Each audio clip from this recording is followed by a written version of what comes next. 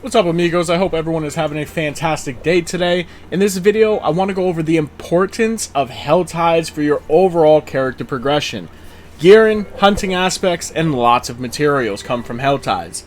So Helltides are an event that only happens in World Tier 3 and World Tier 4 every 2 hours and 15 minutes. They last for an hour. During this event, there will be increased density of mobs in the open world, and they will drop aberrant cinders. These cinders are used to open chests that are marked on your map. You can target what you want to open. Armor and rings cost 75 cinders, two-hand weapons cost 150, and one-hand weapons and amulets cost 125 cinders. Now from these chests you have a high chance of receiving legendary drops with a very small chance at receiving uniques. On top of that, you'll receive some crafting materials including Helltide specific mats like Fiend Roses and Forgotten Souls. Now these are really what you are after in Helltide.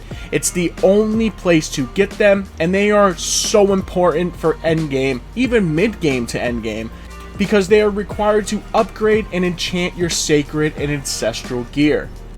Now Fiend Roses are used to enchant legendary items. Forgotten Souls are used to just enchant in general. Now I think it goes without saying that doing Helltides in a group is going to be much more beneficial because you can split farm. But don't worry, you can do these kinds of things solo as well. It'll just take a bit longer to hit those cinder requirements to open chests. It's not a big deal. Now on top of these chests, you can also hunt for events, which I highly recommend, because event completion chests also reward cinders and very often Helltide materials plus your ordinary loot table, legendary uniques, obols, the whole works. So always do the events when you see them active in Helltides. These are also a great source of farming cinders just from doing the actual event itself, because you'll very often come across the waves or the timed ones. You can also find Fiend Roses and Forgotten Souls through Screaming Hell Veins in the open world as well. The Screaming Hell Veins are pretty tough to find. You will find more Fiend Roses, but they do exist. Throughout the Helltide, you'll also come across bosses. They will be marked as a skull with like swords. You'll see the mark when it's on your mini-map. Whenever you see this mark, go over, kill them. They have a chance to drop the mats as well. Now we talked about target farming chests, but let's talk about what you should be farming and spending your cinders on, and these are mysterious chests. These are not marked on your map until you get close to one, and they cost 175 cinders.